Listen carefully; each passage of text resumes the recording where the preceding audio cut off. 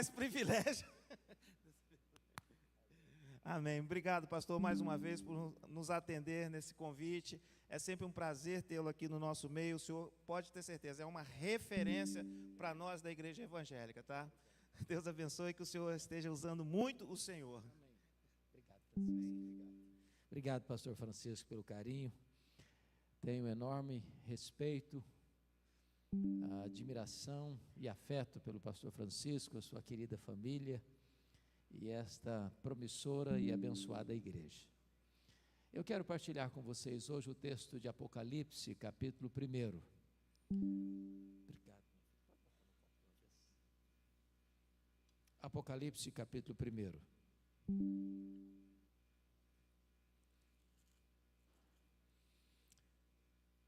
Vamos ler a partir do verso 5, a parte B do verso 5. Eu estou seguindo a versão ARA, revista e atualizada, e vamos ver do verso 5 até o verso 18, começando na parte B do verso 5. Está escrito assim: aquele que nos ama e pelo seu sangue nos libertou dos nossos pecados e nos constituiu reino, sacerdotes para o seu Deus e Pai, a Ele a glória e o domínio pelos séculos dos séculos. Amém. Eis que vem com as nuvens, e todo olho verá, até quantos o traspassaram. E todas as tribos da terra se lamentarão sobre ele, certamente. Amém. Eu sou o Alfa e o Ômega, diz o Senhor Deus, aquele que é, que era e que há de vir, o Todo-Poderoso. Eu, João, irmão vosso e companheiro na tribulação, no reino e na perseverança. Em Jesus achei-me na ilha chamada Patmos, por causa da palavra de Deus e do testemunho de Jesus. Achei-me espírito no dia do Senhor, e ouvi por detrás de mim grande voz como de trombeta, dizendo: o que vês escreve em livro e manda às 7 igrejas: Éfeso, Esmirna, Pérgamo, Tiatira, Sardes, Filadélfia e Laodiceia. Voltei-me para ver quem falava comigo, e voltado vi 7 candeeiros de ouro, e no meio dos candeeiros um semelhante a filho de homem, com vestes talares e cingido à altura do peito com a cinta de ouro. A sua cabeça e cabelos eram brancos como a alva lã, como neve, os olhos como chama de fogo, os pés semelhante ao bronze polido, como que refinado numa fornalha, a voz como voz de muitas águas. Tinha na mão direita 7 estrelas, e da boca saía-lhe uma afiada espada de 2 gumes. O seu rosto brilhava como o sol na sua força. Quando o vi, caí a seus pés como morto, porém ele pôs sobre mim a mão direita, dizendo: não temas, eu sou o primeiro e o último, e aquele que vive. Estive morto, mas eis que estou vivo pelos séculos dos séculos, e tenho as chaves da morte e do inferno. Amém.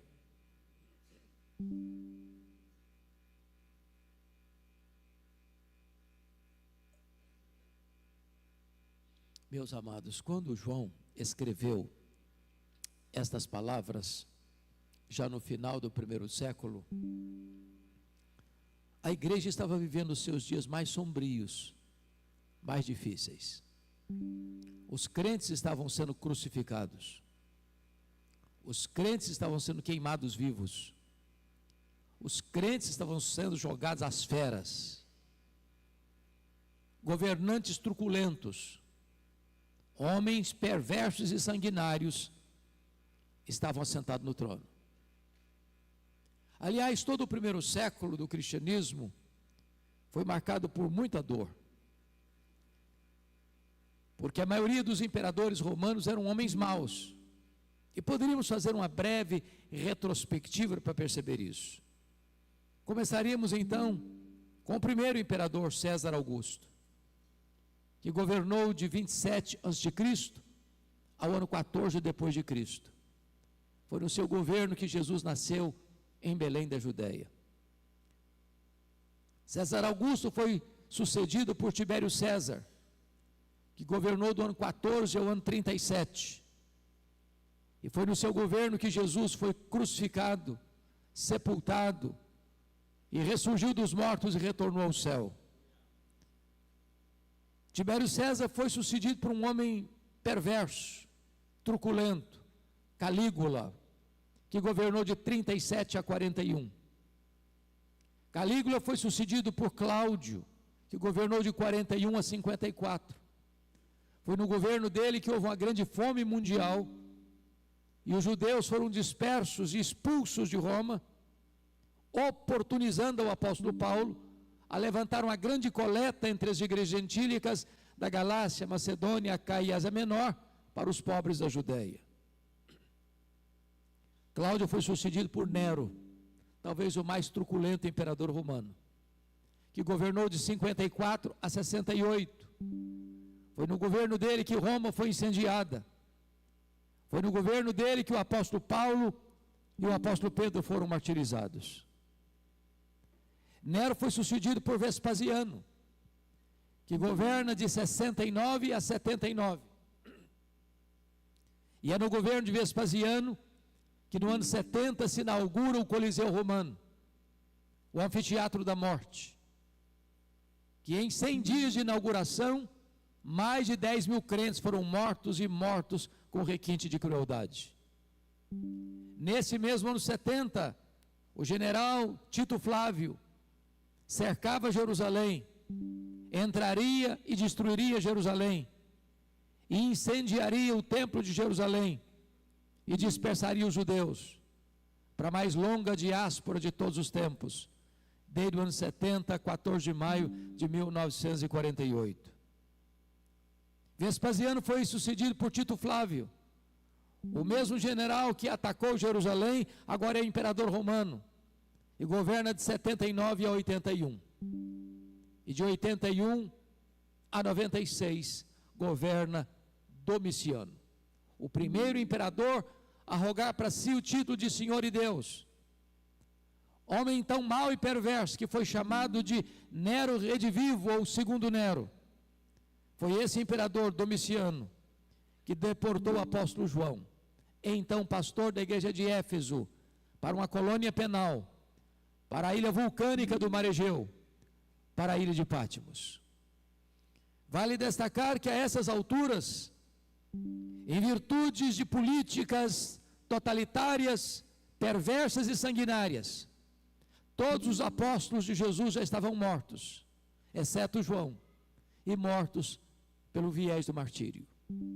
A intenção de Domiciano, certamente, era calar a voz do último apóstolo de Jesus e jogar uma pá de cal na igreja tão sofrida.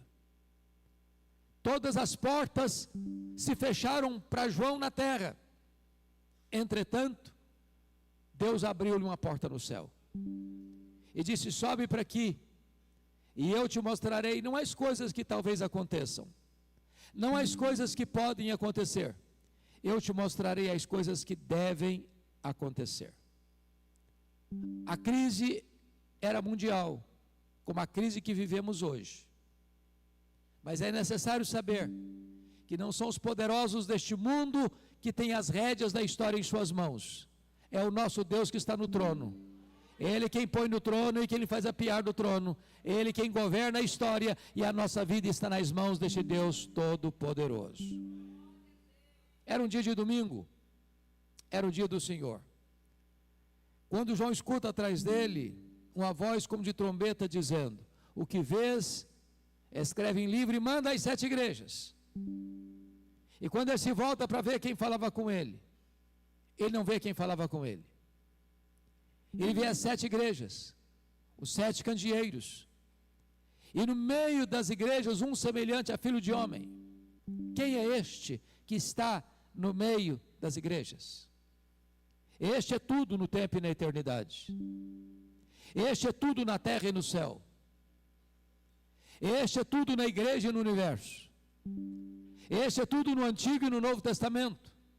Ele é a semente da mulher, ele é o descendente de Abraão, ele é o cordeiro da Páscoa, ele é a coluna de nuvem, ele é a coluna de fogo, ele é o maná do céu, ele é a água que brota da rocha, Ele é representado pelo tabernáculo, ele é representado pela Arca da Aliança, ele é representado pelo templo, ele é representado pelas festas, ele é representado pelos sacrifícios, ele é representado pelo sábado, tudo era sombra dele. Ele é a realidade, ele é o maravilhoso conselheiro, ele é o Deus forte, ele é o Pai da eternidade, ele é o príncipe da paz, ele é o sol da justiça, ele é a brilhante estrela da manhã, ele é o Messias prometido, ele é o verbo que se fez carne, ele é o Cordeiro de Deus que tira o pecado do mundo, ele é o Cordeiro que foi morto, mas está vivo pelos séculos dos séculos. Ele é o alfa, ele é o ômega, ele é o princípio, ele é o fim, ele é o rei dos reis, ele é o senhor dos senhores, ele é o Deus presente conosco nesta noite.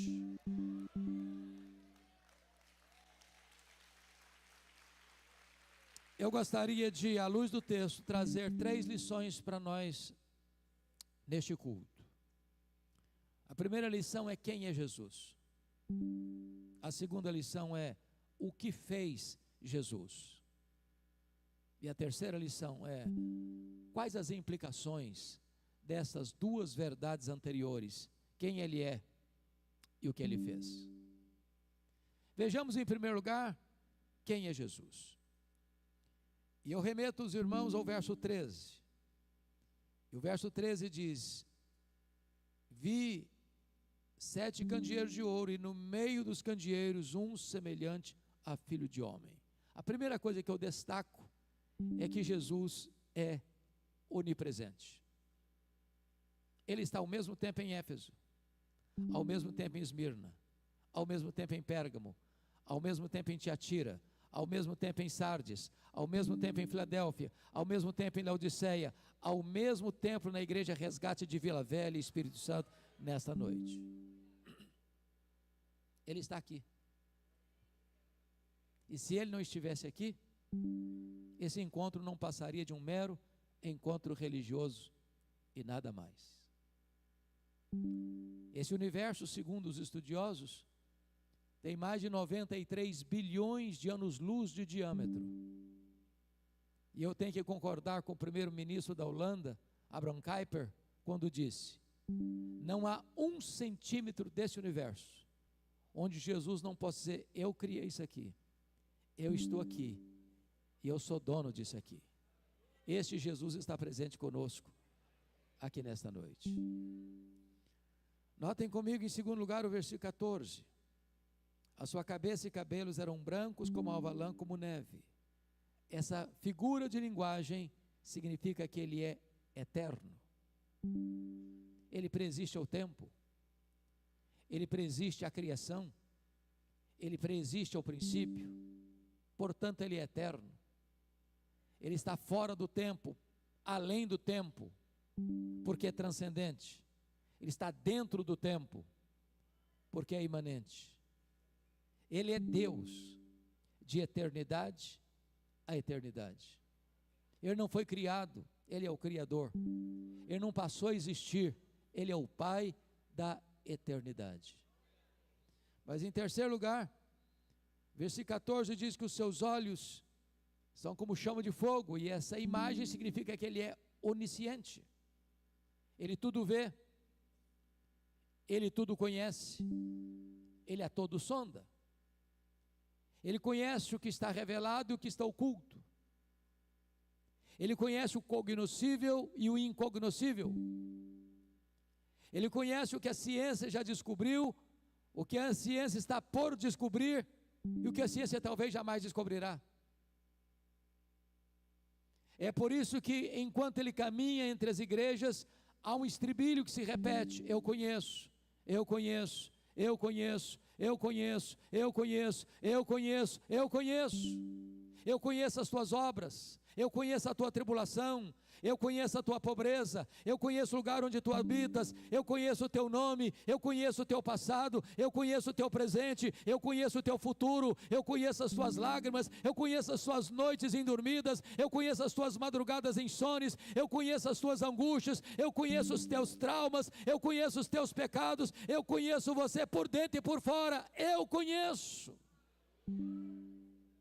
E apesar disso, Ele nos ama. Quando você e eu amamos alguém, ou quando alguém nos ama, fazemos isso porque não conhecemos tudo a respeito dos outros, nem os outros conhecem tudo a respeito de nós.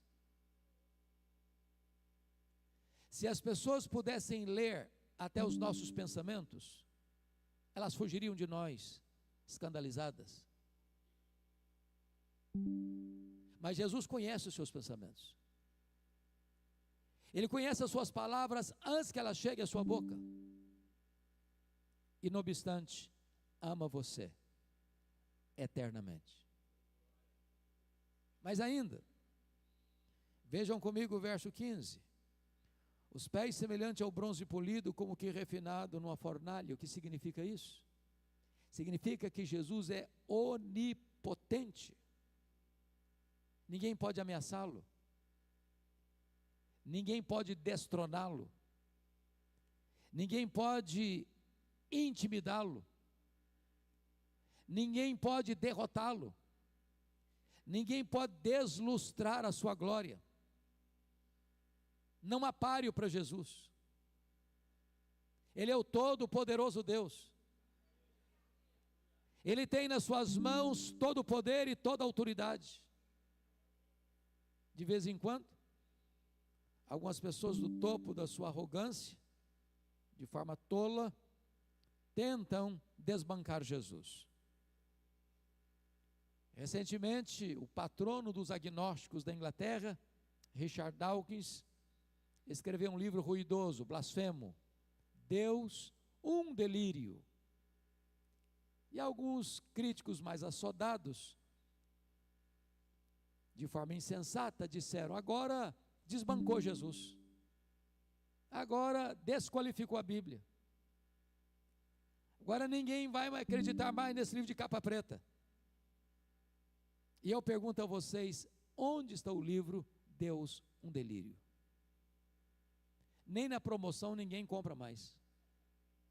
E a Bíblia continua sendo traduzida, impressa e distribuída aos milhões. E Jesus continua no trono. Não sei se vocês perceberam, mas o Carnaval Brasileiro de 2025, em grandes regiões do Brasil e em muitas escolas, fizeram apologia ao diabo, tentando deslustrar a pessoa de Jesus. Alguns anos em São Paulo, uma escola de samba encenou o diabo arrastando Jesus pelos cabelos rua fora, como se isso pudesse diminuir Jesus. Sabe qual é a visão que tem o pastor Francisco de uma cena dessa? É do Salmo 2. É Jesus lá em cima, olhando a tolice humana e rindo, porque é Ele, Jesus, quem dá a vida e quem tira a vida. É Ele, Jesus, quem exalta e quem humilha. É Ele, Jesus, quem põe no trono e quem tira do trono. É Ele quem é o soberano Senhor do universo, das nações. Ninguém pode diminuí-lo, destruí-lo, destroná-lo. Ele é aquele que virá em glória e colocará todos os seus inimigos debaixo dos seus pés. Quem é Jesus? Veja comigo o versículo 15, que diz que a voz é como voz de muitas águas. E o que significa isso? Significa que a sua palavra é poderosa e irresistível. A Bíblia chega a dizer que Ele criou, sem matéria pré-existente, do nada, todas as coisas pela palavra do seu poder. Ele deu uma ordem: haja luz, e houve luz. A sua voz, na linguagem dos salmos, despede chamas de fogo, faz tremer o deserto, despedaça os cedros do Líbano, faz dar cria as corças.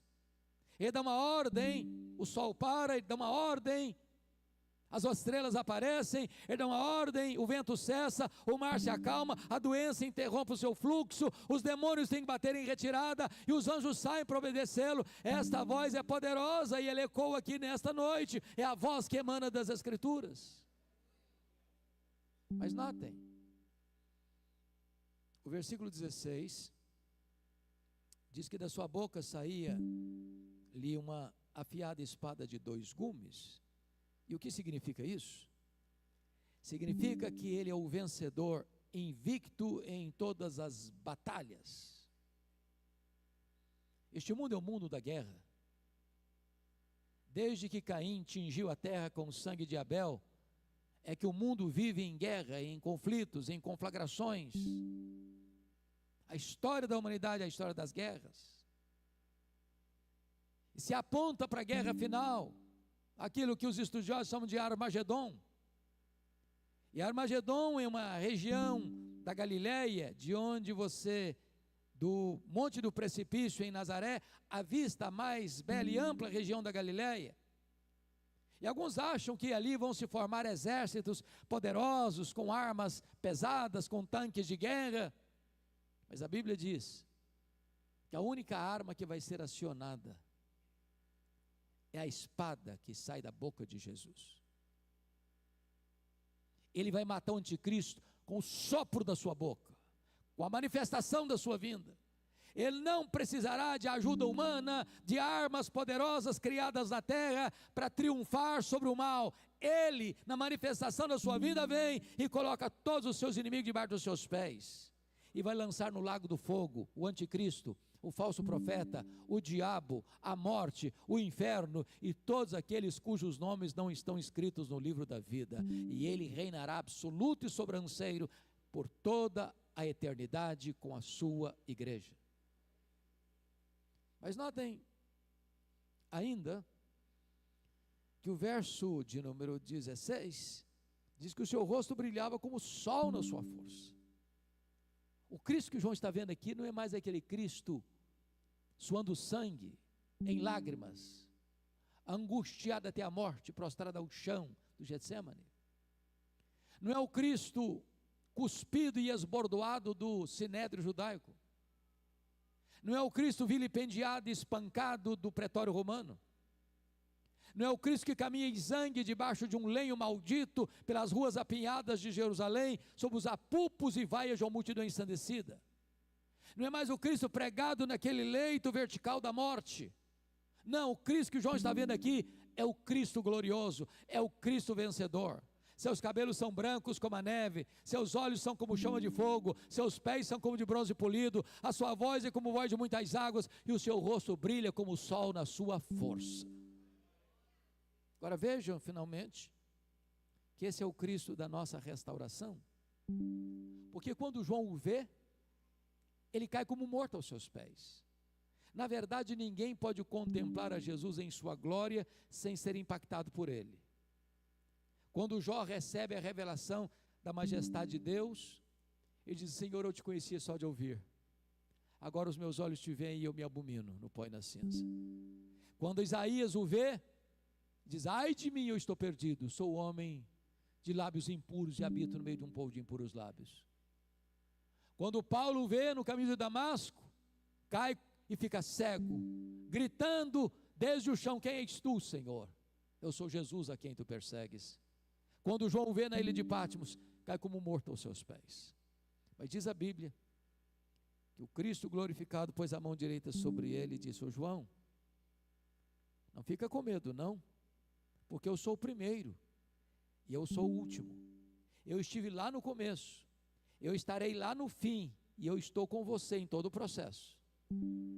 Fica com medo não, João, porque eu já estive morto, mas eu estou vivo pelos séculos dos séculos. Nós não estamos aqui adorando o Cristo que esteve vivo e está morto, nós estamos adorando o Cristo que esteve morto e está vivo pelos séculos dos séculos.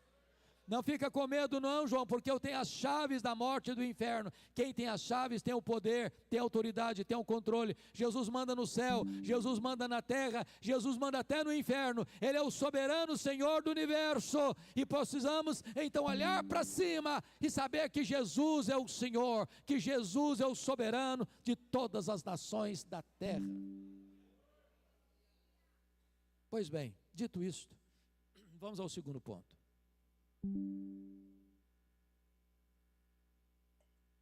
O que ele fez? Versículo 5 diz: aquele que nos ama. E a primeira coisa que eu destaco é esta: Jesus ama você. Bom, eu vou repetir porque essa não é uma frase comum.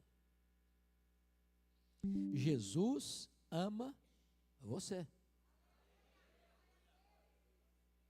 Paulo diz que por um justo talvez alguém se anime a morrer, mas ele morreu por você e por mim, sendo nós fracos, ímpios, pecadores e inimigos. Deus prova o seu amor para conosco pelo fato de Cristo ter morrido por nós, sendo nós ainda pecadores. Mas Ele ama você com amor eterno.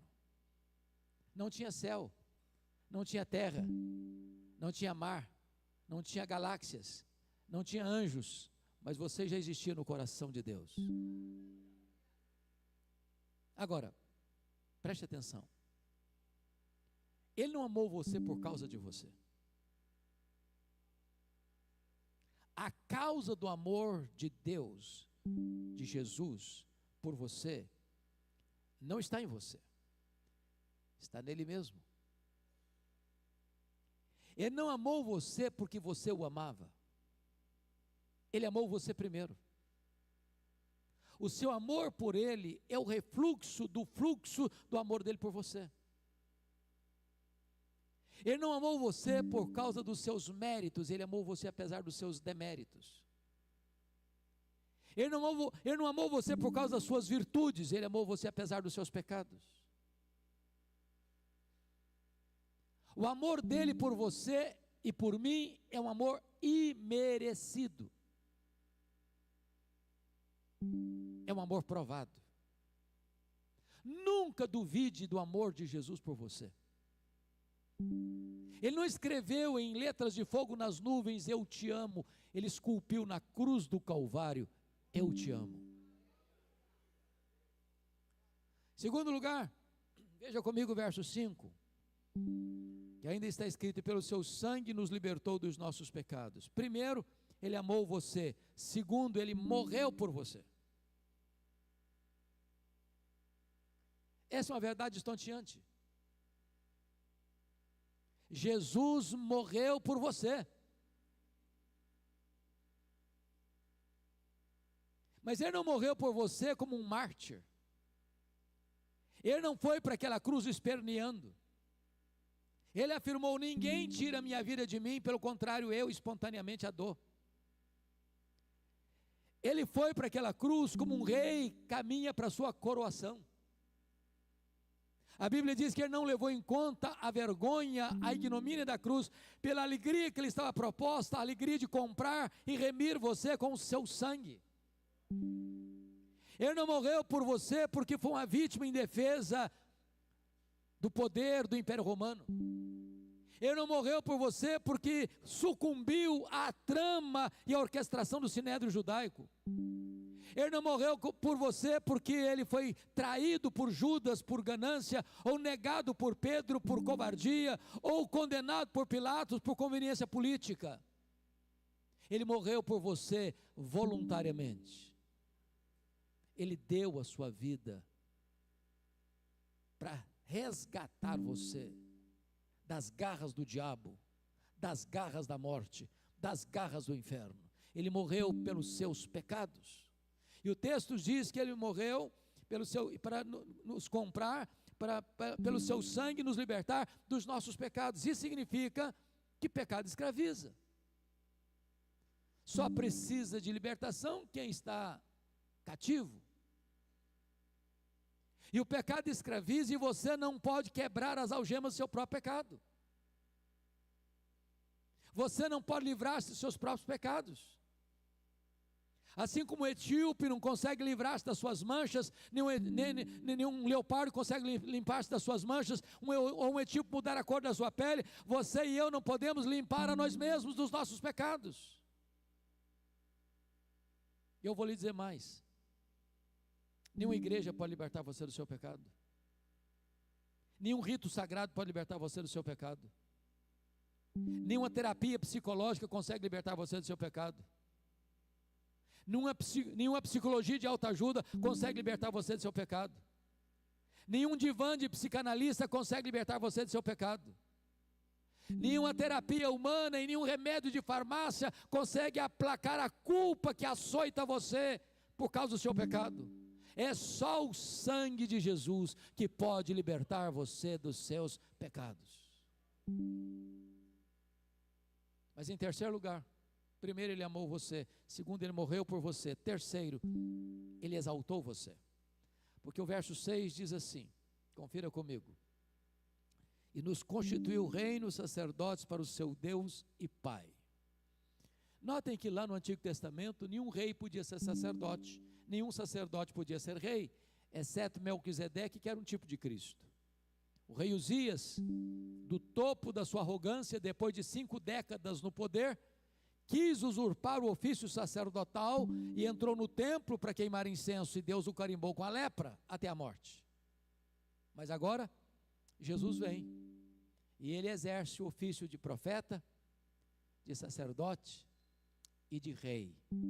E você que creu em Jesus, é constituído por Ele, Jesus, em sacerdote e rei.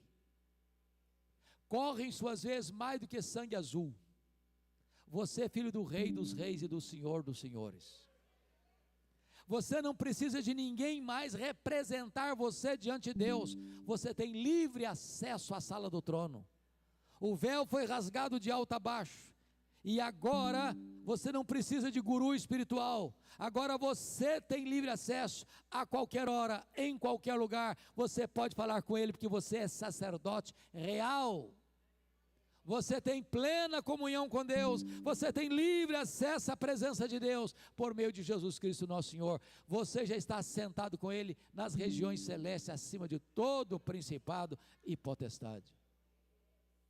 Mas em quarto lugar, primeiro, Ele amou você. Segundo, Ele morreu por você. Terceiro, Ele exaltou você. Quarto, Ele voltará para você. Veja o verso 7 comigo. Eis que vem com as nuvens, e todo olho o verá. Aqui está, meus amados, a acrópole da nossa esperança. Aqui está o pináculo da nossa fé. Aqui está a consumação da nossa expectativa, a gloriosa volta do Senhor Jesus. Nós estamos aguardando e apressando o dia do Senhor, como que na ponta dos pés, clamando Maranata, ora vem, Senhor Jesus. Neste mundo de tanta violência, neste mundo de tanta maldade, nesse mundo de tanta injustiça, neste mundo de tanta corrupção, neste mundo de tanto ateísmo, neste mundo de tanta idolatria, neste mundo de tanta feitiçaria, neste mundo de tanta promiscuidade, é a volta de Jesus que trará uma limpeza final a este mundo, e haverá novos céus e nova terra onde habita a justiça. Ele voltará. E como Ele voltará? Primeiro, Ele voltará pessoalmente. O mesmo que subiu é o que vai descer. Segundo, Ele voltará visivelmente, todo olho verá. Vai ser o fato mais público da história. Nenhuma montanha tão alta, nenhum vale tão profundo, nenhuma caverna tão escura poderá esconder alguém da manifestação visível da volta do Senhor Jesus. Por isso Ele disse: vigiai, porque não sabeis nem o dia e nem a hora. Se vai ser de tarde, se vai ser de noite, se vai ser de manhã o cantar do galo. Eu posso lhes garantir que Jesus voltará de tarde, que Jesus voltará de manhã, que Jesus voltará de noite. É fuso horário. Se Ele voltar de manhã no Brasil, Ele volta de noite no Japão. Se Ele voltar de manhã no Brasil, Ele volta de tarde na Europa. Então Jesus volta de manhã, Jesus volta de tarde, Jesus volta de noite. Eu não sei nem o dia nem a hora. Vigiai, porque Ele voltará. Mas Ele voltará audivelmente. Ouvida a voz do arcanjo e ressoada a trombeta de Deus, Ele descerá. mas também ele voltará repentinamente, vai ser como um relâmpago que risca os céus do oriente ao ocidente, vai ser como abrir e fechar de olhos. Portanto, não haverá espaço nem tempo para você se preparar na última hora. Ou você tem azeite na sua lamparina, ou não haverá esperança para você. Mas ainda, ele voltará inesperadamente. Vai ser como o ladrão, que não manda um WhatsApp dizendo: prepara um cafezinho, um pão de queijo que eu estou chegando. É de surpresa. Vai ser como nos dias de Noé, onde as pessoas compravam, vendiam, casavam e davam sim em casamento, até o dia que o dilúvio chegou e pegou todos de surpresa. O que Jesus quis pontuar com isso? Eu pergunto a vocês: que mal há em vender e comprar? Que mal há em casar-se e em dar-se em casamento? O que Jesus quis dizer é que quando ele voltar, o mundo vai estar funcionando, a máquina vai estar girando, o comércio vai estar aberto, a indústria vai estar funcionando, os hospitais vão estar atendendo, as escolas e universidades vão estar abertas, os jovens vão estar marcando casamento, a vida vai estar girando, e as pessoas vão estar envolvidas com elas mesmas, e quando ninguém se aperceber, Jesus volta. Então prepare-se para encontrar-se com o Senhor seu Deus. Ele voltará finalmente, vitoriosa e gloriosamente, para assentar-se no trono, julgar as nações, levar aqueles que o rejeitaram, dizendo: apartai-vos de mim, e aos que o receberam: vinde benditos de meu Pai, entrem na posse do reino que vos está preparado desde a fundação do mundo. Ele amou você, ele morreu por você, ele exaltou você, ele voltará para você. Esta é a obra de Jesus. Mas vamos agora ao ponto final. Quais são as implicações disso? Primeira implicação: então você não precisa ter medo da vida. Eis que eu estou vivo, disse Jesus, pelos séculos dos séculos. Convenhamos, irmãos, tem muita gente com medo da vida. Tem muita gente que não suporta a vida. Tem muita gente se embriagando nas esquinas porque não aguenta a vida. Tem muita gente jogando droga nas veias porque não suporta o vazio da vida. Tem muita gente saltando no abismo da morte, pulando nos braços do suicídio, porque não suportam a vida. Mas quando você tem um encontro com Jesus, a vida sorri para você. Quando você encontra Jesus, você encontra a própria vida, porque Ele é a vida. Ele veio para trazer para você vida e vida em abundância. Ele tem para você vida e vida eterna. E você pode acordar todo dia para dizer: este é o dia que o Senhor fez. Alegremo-nos e regozijemo-nos nele. Celebre a vida, porque a vida é um dom de Deus. Segundo, então você não precisa ter medo da morte. Pois Ele disse: eu estive morto, mas estou vivo pelos séculos dos séculos. Tem tanta gente com medo da morte, tem tanta gente apavorada com a morte. A Bíblia diz de fato que a morte é o rei dos terrores, mas Jesus é o rei dos reis. Ele entrou nas entranhas da morte, Ele arrancou o aguilhão da morte, Ele matou a morte, Ele ressurgiu inaugurando a imortalidade. Ele é a ressurreição e a vida, e se você crer nele, nunca mais você morrerá eternamente. Agora a morte não tem a última palavra, agora o túmulo não é o último endereço. Agora, para você que está em Cristo, morrer é lucro, morrer é deixar o corpo e habitar com o Senhor, morrer é partir para estar com Cristo, que é incomparavelmente melhor. Você não precisa ter medo da morte. Terceiro, você não precisa ter medo do desconhecido. Permita-me esclarecer um pouco melhor esse ponto. Eu quero fazer uma pergunta diagnóstica para esclarecer. Quem nesse auditório, pela graça de Deus, já nasceu de novo, já foi regenerado, já foi batizado pelo Espírito no corpo de Cristo, já foi selado com o Espírito Santo da promessa, já tem o seu nome escrito no livro da vida, e é cidadão ou cidadã do céu? Quem nesse auditório pode dizer isso? Louvado seja Deus. Então, isso significa que você tem certeza para onde você está indo. O céu é seu lar, o céu é a sua pátria.